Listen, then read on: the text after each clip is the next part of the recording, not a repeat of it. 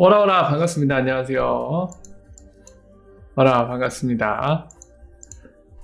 천일호님, 송자리님, 마리오님, 종라님, 푸르소남님, 제뚜님, 감자밤님, 상호님, 제주님, 호야님, 네, 반갑습니다. 오라오라 반갑습니다.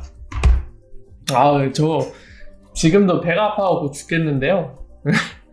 오늘 빨리 하고 화장실을 가야 될 것 같아요, 느낌상. 이 배탈이 지속 가네요. 날씨가 꾸릿꾸릿해서 그런지 뭔지 모르겠어요. 어제는 귀뚜라미 습격도 받았는데, 와, 창문을 요즘에 좀 열어놓고 있거든요. 네, 공기도 너무 좋아갖고 열어놓고 있는데, 어떻게 들어왔는지 모르겠는데 귀뚜라미가 들어있더라고요. 그러니까 갑자기 그냥 뭐가 검은 물체가 저한테 훅 날라오길래 뭐지? 팔인가 싶어갖고 딱 만졌거든요.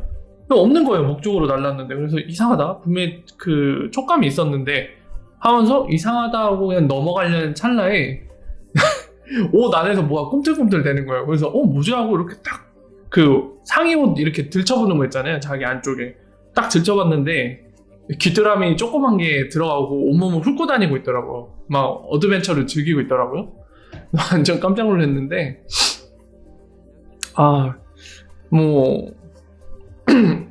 목도 가라앉았네. 날씨가 습하고 그런 것들이 좀 전반적으로 이제 먹는 거라던가 건강 상태에도 영향을 많이 미치는 것 같아요. 배탈이 빨리 났으면 좋겠는데. 바퀴요? 바퀴 아니에요. 자, 어쨌든 중요한 거는 여러분들 건강관리 잘 하셔서 건강하시길 바란다는 얘기입니다. 결과론적으로 저도 빨리 배탈이 났으면 좋겠고요. 자, 오늘 소식들 같이 좀 살펴보도록 하겠습니다. 바로 가볼게요. 자, 첫 번째 소식부터 볼까요?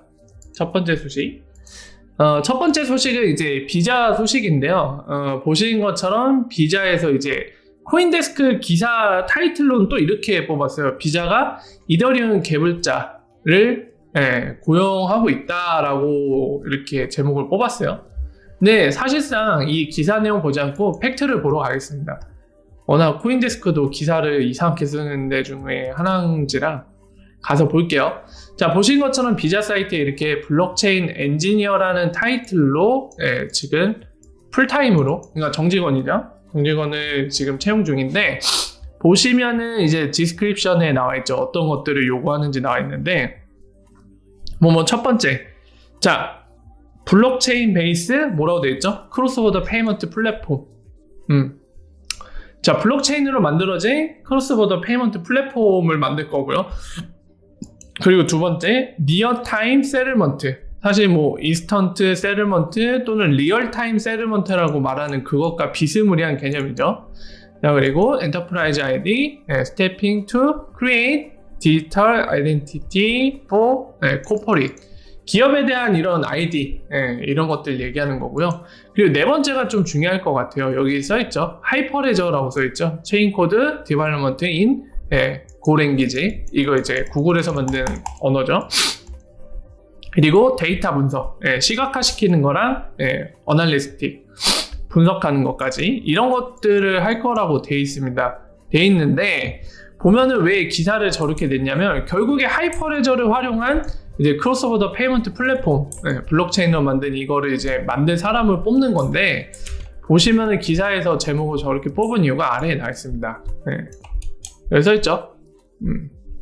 그러니까 we are seeking이라고 나와 있는데, 그러니까 비자에서는 이제 허접한 거 말고 정말 뛰어난 개발자를 찾고 있는데, 여기 뒤에 어떤 경험을 요구하는지 나와 있죠. 여기 보시면 experience with ethereum 얘기 나와 있고요. 그리고 블록체인 아키텍처라는 얘기 나와 있죠. 그러면서 뒤에 부연 설명이 더 나와 있습니다. 아이디어리라고 되어 있죠. 그러니까 이상적인 후보는 보신 것처럼 이제 이 DLT, 그러니까 분산 어플리케이션이라고 부르는 뎁이라고 부르는 그것도 만들어 보고, 그리고 리플, R3, 이더리움 또는 이제 비트코인 블록체인 이런 것들 경험이 있는 그런 사람이 우리한테 가장 이상적이다라는 얘기를 남기고 있습니다. 그래서 이 부분을 보고 이제 이더리움만 적어놨는데, 사실은 이제 메인 블록체인이 실제 사용 사례가 있는 리플이라던가 R3라던가 또는 이더리움 이런 것들 경험이 있는 사람을 요구하고 있습니다. 근데 사실 이거보다 더 중요한 건 이거죠. 본인들이 하이퍼레저 활용해갖고 본인들 플랫폼을 이제 블록체인 베이스로 바꾸겠다라는 거죠. 이런 엔지니어를 뽑고 있는 거죠. 사실 이 마지막에 말씀드린 부분이 가장 중요한 부분일 것 같아요. 근데 기사는 마치 이더리움과 뭔가 연관 있는 것처럼 묘사를 했죠. 잘못된 디렉션이죠. 저런 것들이 이제 어떠한 정보가 있을 때 굉장히 잘못된 방향으로 디렉션을 준 거죠. 아마 수많은 사람들이 코인데스크의 저 기사를 보면 마치 비자가 이더리움 갖고 뭘 하거나 또는 이더리움 갖고 직접 본인들의 플랫폼을 개발할 것처럼 이제 느껴질 만한 제목을 뽑았거든요. 근데 지금 방금 설명드렸지만 그런 내용이 아닙니다. 전혀. 그래서 기사 내용이 나오더라도 항상 정확한 확인을 하시는 게 가장 중요합니다. 그리고 더 나가서 확인뿐만 아니라 이제 관련된 기반 지식들을 정확히 이해하고 있다면 이 소식이 안에 어떤 내용인지 파악이 되겠죠. 가장 이상적인 거는 방금 말씀드린 대로 이제 팩트 체크도 하면서 관련된 기반 지식들을 다 습득을 하고 있는 게 가장 좋습니다. 자, 첫 번째 소식이 이거였고요. 슬리모라님 워라 어서오세요. 반갑습니다. 자, 두 번째 소식은 인클레이브라는 곳의 소식인데요. 그냥 간략하게 말씀을 드릴게요. 지금 보시는 것처럼 이 인클레이브라는 거를 제가 언급드렸는데 이 업체를 소개한 곳이 바로 그램 포 더 웹, 즉 웹 모네타이제이션 프로젝트죠. 그걸 하고 있는데 여기에서 인클레이브라는 우리한테 생소한 이런 업체를 소개했다라는 거는 아무래도 웹 모네타이제이션과 굉장히 상관이 있기 때문에 소개를 한 거죠. 그래서 이제 간단히 핵심만 말씀드리면은 이 인클레이브 게임스는 이 HTML5 이걸로 웹 환경에서 게임을 구현하는 쪽에 중점을 두고 있는 업체입니다. 그러니까 우리 보통 뭐 여러분들 하시는 온라인 게임 뭐가 있을까요? 와우라던가 또는 뭐 디아블로라던가 또는 스타크래프트라던가 이런 것들은 다 뭐 맥이든 윈도우든 어떤 OS든 간에 그 OS에서 작동할 수 있는 어플리케이션을 별도로 다운로드 받아서 설치해서 그렇게 작동을 하잖아요. 근데 지금 말씀드린 요거는 그냥 웹 환경에서 브라우저에서 뭐 예를 들어서 A 사이트라는 데 접속하면은 그 사이트에서 바로 게임이 실행된 거죠. 웹게임이라고 많이 들어보셨잖아요. 실제로도 있기도 하고요. 그러니까 그런 형태의 게임을 만드는 곳이에요. 그리고 기반 언어는 뭐 자바스크립트나 또는 뭐 플래시, 어도비의 플래시라던가 이런 걸 쓰는 게 아니라 아까 보신 것처럼 HTML5를 활용해서 이제 웹게임을 할 수 있도록 하는 건데 이 정도 말씀드렸으면은 대충 아시겠죠? 이 웹게임을 할 때 웹 모네타이제이션 코회사에 뭐 구독을 하고 있다. 그럼 구독 사용자들이 이 인클레이브가 만든 게임 사이트에 가면은 이제 그 게임을 하고 있는 동안에 인클레이브 같은데 이제 기부가 되는 거죠. 웹 모네타이제이션으로 이런 식으로 게임 플레이를 라이브하게 할 수 있는 이용료도 라이브로 지불을 하고 이런 형태로 생태계를 꾸미려는 거죠. 그래서 이제 그 부분이 소개가 되고 있는 거고요. 사실은 뭐 더 있어요. 더 자세한 것들이 있는데 사실 기술적인 부분이라 굳이 여러분들이 꼭 알아야 될 부분은 아닌 것 같아서 따로 소개는 안 할게요. 자, 그 두 번째 소식이 바로 인클레이브 관련된 웹 모네타이제이션을 활용한 웹게임 생태계를 구축하려는 관련된 소식이었고요. 자, 세 번째 소식 볼게요. 세 번째 소식은 어디 갔냐? 어이? 요거. 자, 이 소식인데 요거거든요. 비즈니스 인사이더라는 매체에 이제 실린 내용인데요. 일단 우리가 펩시라는 거에 대해 알 필요가 있습니다. 보시면 펩시라고 적혀있죠. 근데 사실 그 펩시는 아니고요. 지금 보시면 펜 유러피언 페이먼트 시스템 이니셔티브 앞에 에크넘식으로 한 글자씩 따서 펩시라고 된 겁니다. 그러니까 그 유럽 지불 시스템의 이니셔티브라고 보시면 돼요. 근데 이게 이제 어떤 걸 처리한다고요? 카드 페이먼트도 추가로 처리하게 된다고 합니다. 그래서 기사에서 얘기하는 거는 이제 유럽 잠깐만요. 유럽 국가들은 이제 연합체가 있잖아요. 유로라는 연합체가 있는데 그 연합체가 단순히 연합체로 끝나는 게 아니라 뭐 유럽 중앙은행이라던가 유럽 의회도 만들고 여러 가지 이제 국가 단위에서 만들 수 있는 것들을 연합한 형태에서도 그것들을 만들어서 운영을 하고 있잖아요. 그리고 심지어 유로화라는 유럽 지역에 통용될 수 있는 화폐까지도 만들었고요. 지금 보시는 게 이제 실제로 유럽 중앙은행이 운영하고 있는 이 지불 시스템, 그것과 관련된 건데, 기존에는 이제 카드 부분은 처리를 안 했던 것 같아요. 이 내용을 미뤄봐서는. 이 내용이 맞다고 하면은 기존엔 처리를 못했던 것 같은데, 이제 유로존에 해당하는 나라들이, 유럽 나라들이 이제 이것들을 활용해서 카드 페이먼트도 이걸로 처리할 수 있다는 얘기입니다. 그래서 앞에 이제 제목에도 나왔지만 뭐 산탄데르, 유럽 쪽에 있는 은행이죠. 스페인 은행이죠. 그리고 도이치뱅크, 독일의 은행, 이런 것들 20여 개 메이저에 있는 메이저 유럽 은행들이 이제 이것들을 활용해서 처리할 테니까, 원래 이 비자나 마스터카드가 갖고 있는 볼륨을 이쪽으로 어느 정도 일정 부분 뺏기지 않을까, 그런 맥락의 기사입니다. 근데 이제 뭐 뒷부분에 가서는 어느 정도 이제 마켓시어가 넘어가긴 하겠지만은 그래도 많은 부분을 뺏기지 않을 것 같다, 적은 부분이 아닐까, 이런 예측을 하고 있는데요. 여기에서 보면은 일단 트렌드적인 정보죠. 지금 같은 경우 유로존에 변화가 생기는 건데, 트렌드 정보인데, 지금 보시면은 이 트렌드 정보 간에 지금 보시는 것처럼 비자나 마스터카드가 처리하고 있는 볼륨이 언급이 되고 있거든요. 보시면은 좀 더 확대해서 볼까요? 이건 좀 알고 가는 게 좋겠죠. 유럽 지역에 대한 이제 카드 회사들의 이 볼륨이 나와 있는 거거든요. 보시면 비자가 가장 큽니다. 비자가 가장 큰데, 보시면은 2018년 이 진한 파란색, 이 밝은 파란색, 그리고 파란색으로 해볼까요? 요게 2019년이거든요. 늘고 있죠. 또 늘고 있죠. 카드 사용량이 는다는 얘기입니다. 전반적으로 이 카드뿐만이 아니라 이제 돈이 흐르는 지불 시스템을 통해서 처리되는 금액이 계속 증가하고 있어요. 연마다. 유럽 지역이 아니더라도 아시아 지역이나, 잠시만요. 소화안돼. 아시아 지역이든 이제 뭐 아메리카 대륙이든 그 어디를 가더라도 점점 증가하는 추세고, 지금 보시는 것처럼 유럽 지역에 한해서 그 안에, 그리고 여러 가지 형태의 지불이 있지만 카드로 처리되는 이 볼륨도 보시는 것처럼 증가하고 있습니다. 굉장히 많은 양을 처리하고 있죠. 이거 다 가져오면 신나겠죠. 1년에 빌리언. 이게 지금 달러 단위인가요? 단위는 안 보이네요. 빌리언만 적혀 있고, 이게 유로화 기준인지 달러 기준인지 안 보이네. 자, 어쨌든 간에 이 유럽 지역에 관련된 트렌드 정보였습니다. 이게 세 번째 오늘 소식이었고요. 자, 네 번째 소식이 이제 이 마커스 트리처가 인터뷰를 했거든요. 비퀀트라는 곳에 이제 CTAM이라는 곳에 이 사이트에 이제 인터뷰를 했는데요. 이거는 요약해서 핵심만 좀 말씀을 드리겠습니다. 여기서 우리가 알아야 되는 내용들만 요약해서 좀 설명을 드리도록 하겠습니다. 일단은 첫 번째는 여러 가지 내용 인터뷰했는데요. 이제 리플렛에 대한 소개를 했습니다. 지금 보시면은 여기에 리프사의 테크놀로지는 이 송금 시장을 어떻게 이제 서포트 지원하느냐, 이 질문을 했는데, 여기에 대해서 이제 리플렛 소개를 하거든요.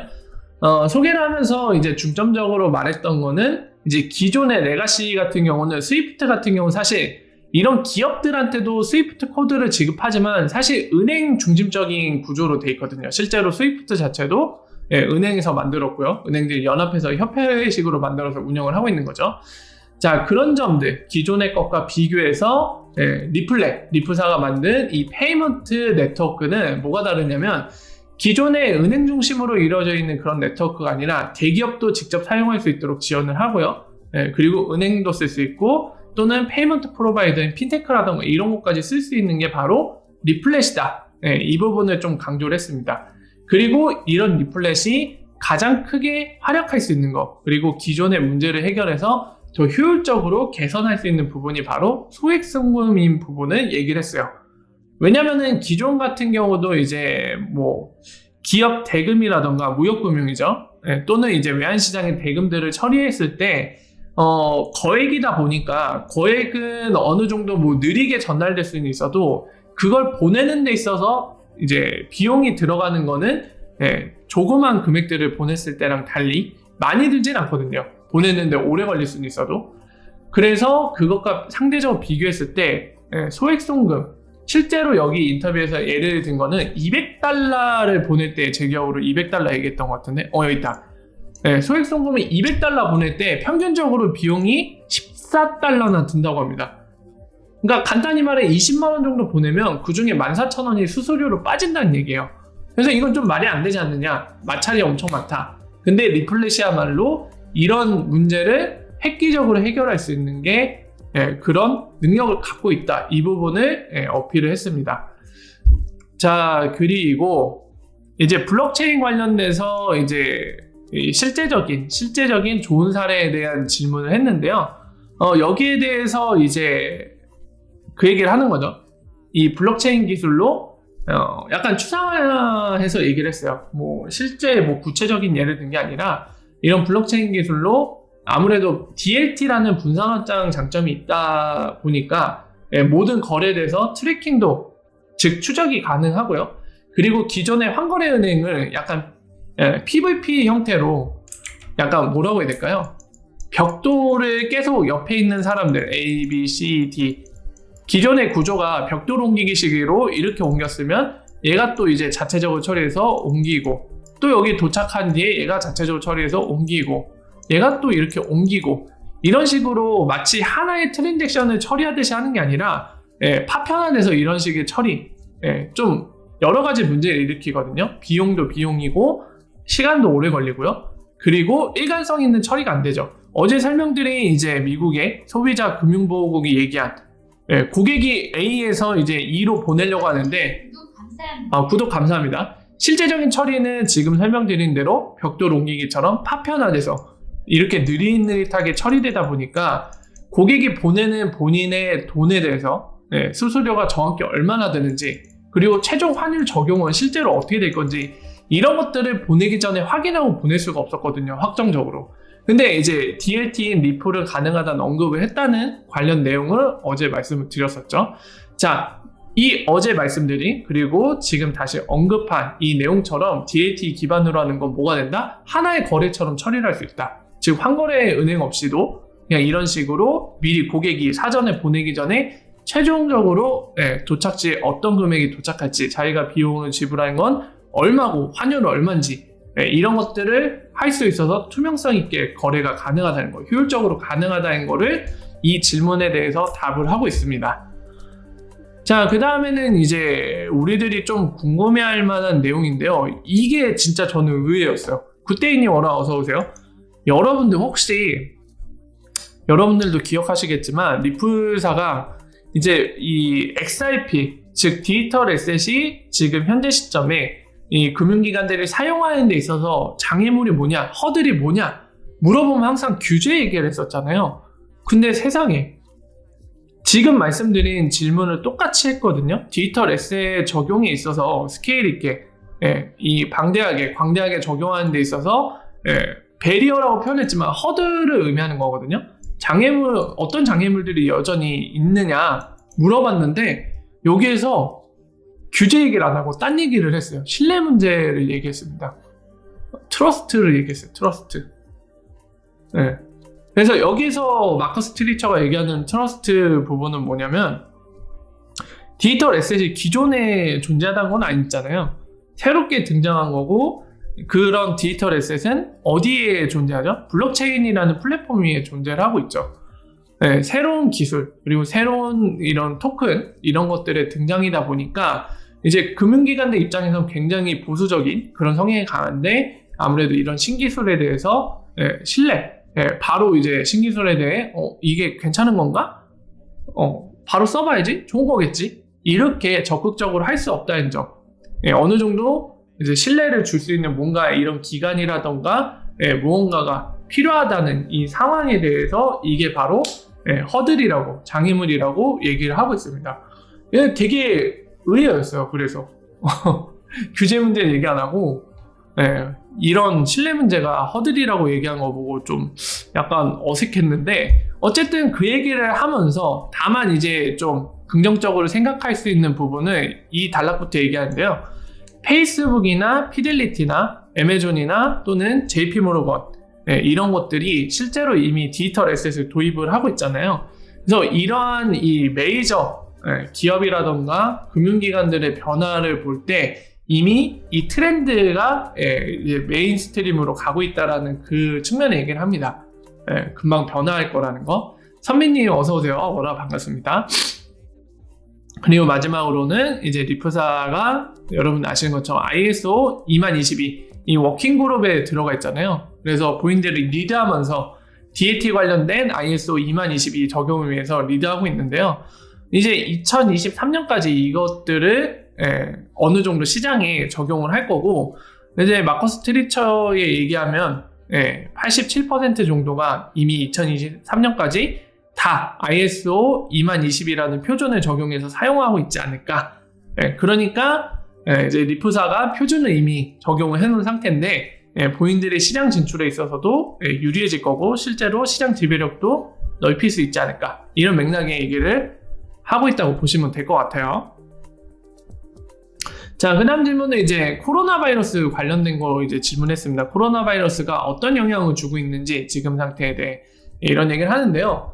한마디로 요약하면은 코로나 바이러스가 오히려 이 페이먼트 시장 또는 디지털 에셋, 블록체인 테크놀로지 또는 레가시 금융, 여기에서는 이제 트래디셔널 시스템이라고 표현을 했는데요. 이런 것들에 대해서 전례 없는, 유례 없는 그런 변화를 촉진시키고 있다라고 얘기를 하고 있습니다. 아무래도 이제 여러분들 많이 들으셨겠지만 이 컨택트라는 거는 접촉하는 걸 의미하잖아요. 근데 코로나 바이러스 때문에 오늘날에는 서로 간의 이 감염 때문에 접촉을 최대한 자제하고 있는 상황이죠. 그래서 그런 것들을 이제 언택트라고 많이 들어보셨을 거예요. 특히나 이제 주식하시는 분들은 이 언택트라는 용어를 많이 들어보셨을 텐데, 말 그대로 컨택트에다가 앞에다가 언을 붙여갖고 언택트라고 해갖고 비대면 관련된 이제 기술들을 얘기하는 거죠. 아무래도 이런 언택트 관련된 거, 코로나 바이러스를 이제 감염을 회피하면서 뭔가 이제 돈 지불에 관련된 거 처리할 수 있는 게 아무래도 디지털 트랜스포메이션 된, 즉 디지털 페이먼트가 더 활성화될 수밖에 없는 부분이죠. 그러니까 이런 추세, 이런 흐름 때문에 코로나 바이러스가 지금 정말 유례 없는, 전례 없는 이런 변화를 촉진시키고 있다. 이런 견해를 얘기하고 있습니다. 자, 그리고 그 다음은 이제 릴레이션십 관련된 얘기를 하는데요. 이 디지털 에셋과 이 기존의 전통적인 은행들이 이제 서로 어떤 관계가 될 거라고, 이제 몇 년 후에 어떤 관계가 될 거라고 이제 생각하느냐, 이 질문을 했는데요. 본인들은 약간 핀테크라고 묘사를 한 것 같아요. 그러면서 얘기하는 게 이제 핀테크와 은행이 서로 상호 이익을 위해서 서로 협력하는 관계가 돼서 더 발전하지 않을까. 그런 이유로 블록체인이나 이런 것들이 적용이 좀 더 앞당겨져서 뭔가 이런 것들이 많은 변화가 일어나지 않을까, 그런 얘기를 하고 있습니다. 그래서 이런 주장에 대한 근거로 지금 보시는 것처럼 리프사 이제 방코 산탄데르가 협력해서 이미 2018년에 원페이 FX라는 이 본인들 리플렛 기반의 송금 솔루션이 탄생을 했었잖아요. 그걸 실제적인 예로 쓰면서 이런 변화는 더 많이 일어날 거다. 이런 상호 이익을 위한 협력 관계요. 그런 얘기들을 하고 있습니다. 자, 그리고 인터뷰의 마지막 질문이 되겠는데요. 리프사의 다음 행보는 어떻게 되냐? 이 질문을 했더니 ODA를 확장시키는 얘기를 합니다. 그래서 이제 기존에 이미 통로가 오픈됐던 멕시코나 필리핀, 호주, 유럽 이런 얘기들을 하면서, 그리고 앞으로 어떻게 돼 있죠? APEC 그리고 EMEA. APEC은 아시아태평양 지금 얘기하는 거죠. 그리고 EMEA는 여러분들 어디죠? 유로존과 그리고 미들이스트, 중동. 그리고 아마 이게 맞나요? 아프리카까지 포함한 것 같은데 갑자기 확신이 안 섰네. 그쵸? 빨간색 색칠되어 있는 거, 요거 아프리카, 중동, 유럽. 이 지역에 이제 그걸 하겠다는 거죠. 올해 통로를 오픈하겠다라고 얘기를 합니다. 근데 올해가 5달밖에 안 남았거든요. 이 얘기는 작년부터 했던 얘기거든요. 빨리 좀 했으면 좋겠습니다. 자꾸 막 뭔가 약간 불안함이 자꾸 들어요. 지금 이 오딜 통로 관련된 얘기를 계속 인터뷰들이 나오고 있잖아요. 마커스 트리처도 얘기하고 그 딜라틴도 계속 얘기를 하고 있죠. 네, 그리고 다른 리프사 임직원들도 계속 얘기하고 있는데 자꾸 이게 올해 새롭게 열린 통로가 하나도 없잖아요. 아직까지는 반년 이상이 지났는데 근데 계속 이 얘기를 하고 있죠. 올해 통로를 지금 보시는 것처럼 아시아 태평양 지역 그리고 유럽이랑 아프리카랑 중동 지역에 연다고는 말은 하는데 자꾸 실제로 이뤄진 게 없다 보니까 오버랩 되는 게 바로 브래드 갈링하우스가 했던 얘기 여러분들 기억하실지 모르겠는데 2018년에 최소한 한 곳 이상이 엑스라피드 은행이 쓸 거고 그리고 다음 연도에는 다즌스라고 표현했잖아요. 12개 이상의 은행들이 쓸 거다 했는데 이 내용이 자꾸 오버랩이 돼요. 이거 빨리 지키길 바랍니다. 이거 말로만 하지 말고 약간 살짝 불안해요. 이거 어쨌든 인터뷰상으로는 올해 이제 아시아 태평양 그리고 유럽, 중동, 아프리카의 새로운 오딜 통로를 올해 열겠다라고 인터뷰를 했습니다. 자, 그래서 마커스 트리처 인터뷰 여기까지 핵심 내용들만 요약해서 말씀을 드렸고요. 자, 여기까지 해서 이제 오늘 있었던 주요 소식들을 싹 정리해서 말씀을 드린 것 같습니다. 여러분들 잠깐만 쉬었다가 2부 순서 진행할 건데요. 여러분들 제가 언제 화장실로 튈지 모르거든요. 그래서 사전에 말씀을 드리니까요. 좀 양해를 부탁드리겠습니다. 잠깐만 쉬었다가 목이 자꾸 잠기지? 잠깐만 쉬었다가요. 2부 순서에 여러분들 궁금하신 거나 함께 얘기 나누고 싶은 것들 얘기하고 마무리하도록 하겠습니다. 잠깐만 쉬었다 갈게요. 뿅!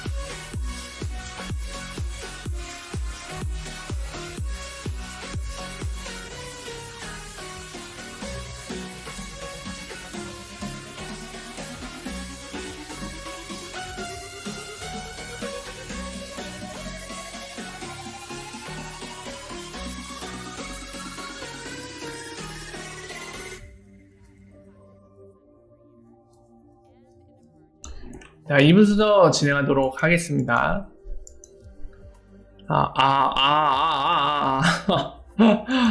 왜 이렇게 목이 잠겼죠? 왜 그러지? 날이 되게 습해서 그런가? 오늘 말을 많이 했었나요? 말을 많이 했었구나. 오늘 회사에서 말을 많이 했었네. 생각해보니까 말을 많이 했었네. 왜 목이 잠기나 했더니만 그렇군요. 말을 많이 했었던 것 같습니다.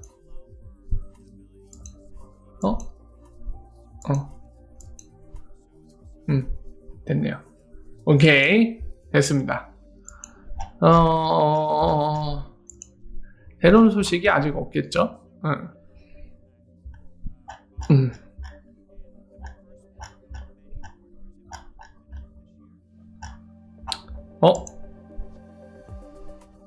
아니군요. 잘못 봤네요.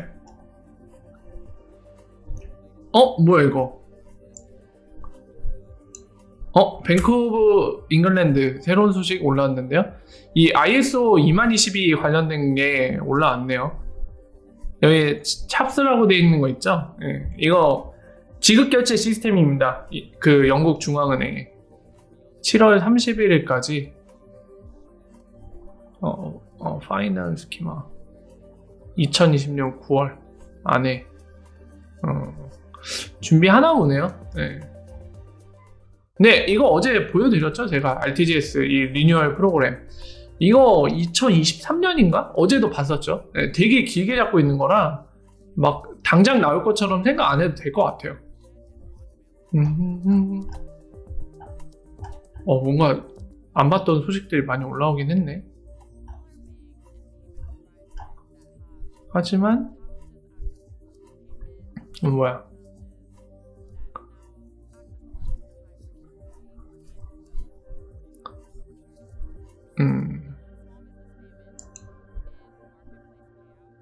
뭔데? 부인 광고가 아니라 이미 누가 그건데요? 본인의 커리어를 해놓은 것 같은데? 1년 5개월이란 거? 이거 누구 거를 올려놓은 거죠?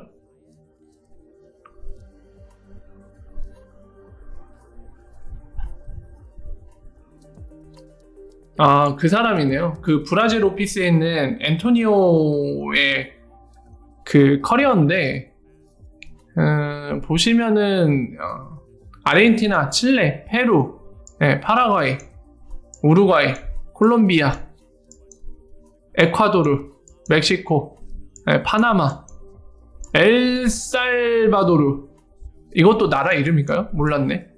이런 것들 관련해서 이제 확장, 이런 것들이 쌓여갖고 지금 얘기하고 싶은 거는 이제 라틴 아메리카에 지금 언급된 나라들에 이미 어느 정도 뭐 진행이 되고 있거나 아니면 이미 돼 있는 거 아니냐, 이런 의미로 올린 것 같네요. 페루 같은 경우는 여러분들 기억하시죠? 인터뱅크라고 페루에 있는 은행 있잖아요. 우리나라로 따지면은 그 시중은행 중에 뭐 부산은행이나 이런 시단위 이름에 붙어있는 은행 있잖아요. 거기보다 규모가 살짝 작았었죠. 페루에 있는 인터뱅크. 근데 거기가 ODL을 쓰고 있었죠. 은행인데. 그래서 이 페루가 눈에 또 들어오기도 하고요.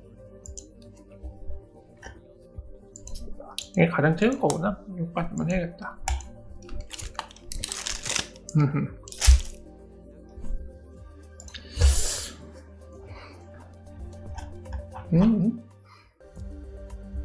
다 지금 뭐 하세요?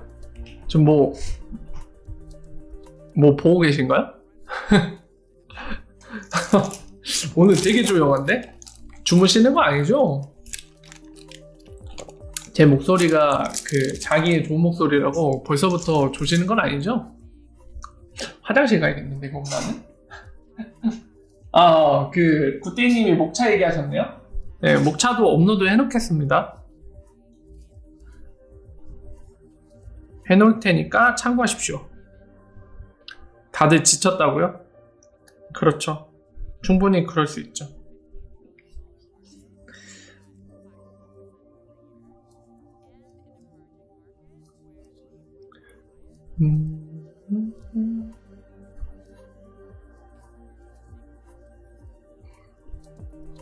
한방이 없다고요?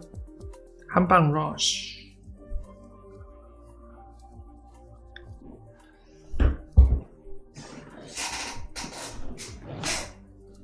그러니까 그 굿데이님 한방 얘기하시니까 생각난 건데 ODL 새 통로 열리는 것 좀 빨리 했으면 좋겠어요. 도대체 왜 이렇게 미적대는 건지 너무 아쉽습니다. 그게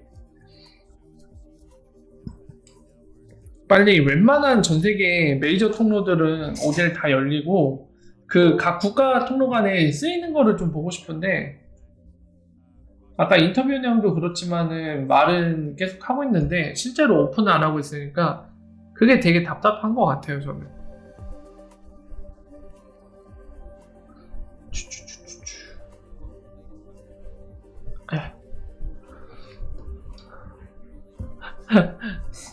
아싸, 오늘은 별다른 말씀이 없으시니까 저도 몸 상태가 썩 안 좋아가고 화장실을 가야 될 것 같거든요. 꿈에서 7억 수익을 찍었다고요? 그 꿈에서 깨셨으면 안 됐는데. 얼마가 가 있던가요? 굿데이님 꿈에서 10,000원?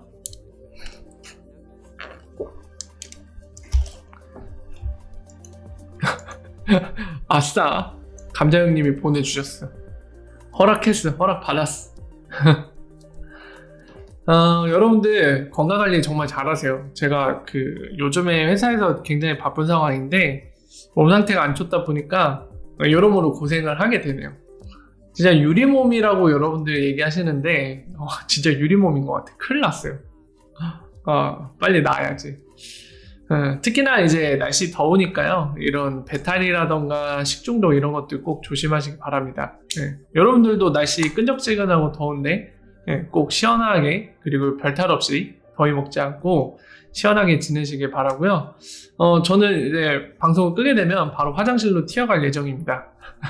여러분들 남은 시간 잘 여러분들 소중하게 보내시고 하루 마무리 잘 하시고 내일 하루 시작도 활기차게 발랄하게 보내실 수 있기를 바랍니다. 여러분들 이따 좋은 꿈 꾸시고요. 내일 이 시간에 또 새로운 소식과 새로운 내용들 같이 얘기 나눠보도록 하겠습니다. 혹시 궁금한 게 있으시면 댓글로 남겨주시던지 아니면 내일 라이브 때 찾아와 주셔서 얘기해 주시면은 함께 얘기 나눠보도록 하겠습니다. 오늘 좋은 밤 되시고요. 여기서 인사드리고 물러가도록 할게요. 월바 내일 뵙겠습니다. 뿅. 배 아파.